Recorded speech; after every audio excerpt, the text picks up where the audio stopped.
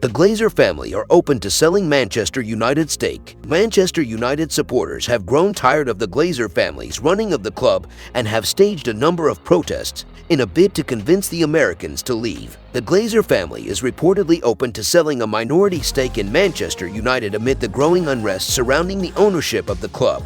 But the Americans want £5 billion to cede some control of the Red Devils. Discussions have already begun in regards to bringing in a new investor at Old Trafford, although details are few and far between at this early stage. As a result, the identities of the people involved are yet to be revealed. This is a big step in the Glazer family's running of the club, but they are not yet prepared to hand over full control of Man United. In fact, according to Bloomberg, there is no certainty they will even sell the minority stake that has allegedly been offered to investors. Meanwhile, The Independent claimed that multiple meetings have taken place between financial titans with huge net worth and brokers since May of this year. This stems from the fact that there is a brewing consensus among those in the know that the Red Devils are available to purchase for the right price. Ineos founder Sir Jim Ratcliffe is thought to be the bookmaker's favorite, considering the British billionaire already boasts experience when it comes to owning a football club after his company bought League One outfit OGC Nice. Ineos has kept quiet over whether meetings with a view to buying United were held. Tesla owner Elon Musk caused quite the stir in the early hours of Wednesday morning when he declared to his millions of Twitter followers that he was buying United.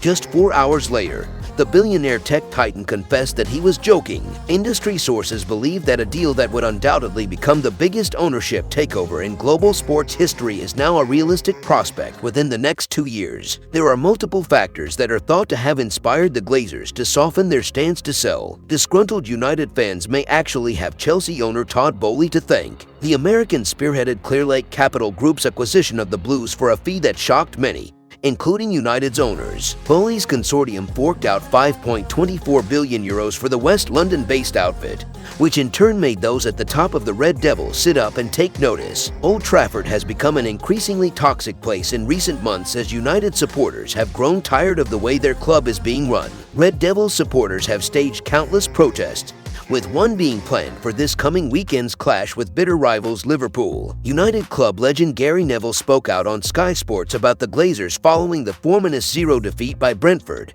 which leaves the Red Devils bottom of the Premier League. He said on Sky Sports, "We are continually saying the same things about the same people. However, I can't believe that Ralph Rangnick said they were going to need open heart surgery. He was the guy that was going to come in and direct this club moving forward beyond his coaching role. They have obviously not listened to him, or have got a complete inability to bring players into the club.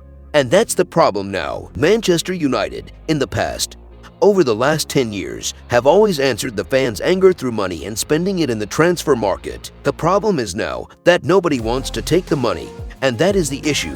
Nobody wants to take the money. They can't spend the money, and that is a big problem. As I said at halftime, if you are a player watching that performance in the first half, what are you thinking about coming to this club? It is a great football club. It is a magic football club. It has been the biggest thing in my life, and I could not be more proud to support the club. But at this moment in time, it is really desperate. There is no leadership. There is no voice. You can't blame an individual player or the manager. You have got to look above and look to the very top now," said Neville. In other news, Manchester United have turned their attention of Chelsea and USA attacker Christian Pulisic after failing to agree deals to sign Barcelona's Frenkie de Jong and Juventus's Adrien Rabiot. Manchester United's desperation to bolster their squad before transfer deadline day has seen them move for Chelsea winger Christian Pulisic. United have failed to get deals for Barcelona's Frenkie de Jong and Juventus's Adrien Rabiot over the line, and have now switched their focus to US international Pulisic. Chelsea have received an inquiry from United to sign Pulisic,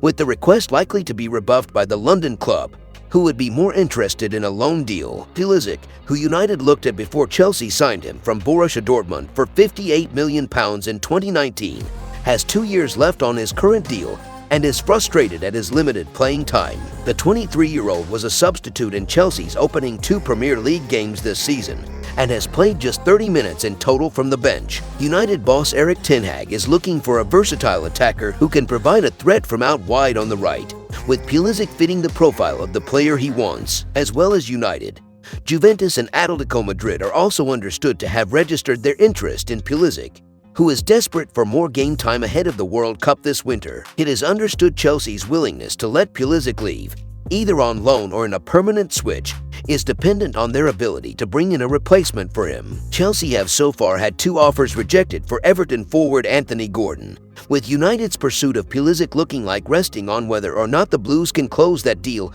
or bring in an alternative. If you enjoyed the video, make sure to drop a like and make sure to subscribe to Man United Hub to get all the latest updates.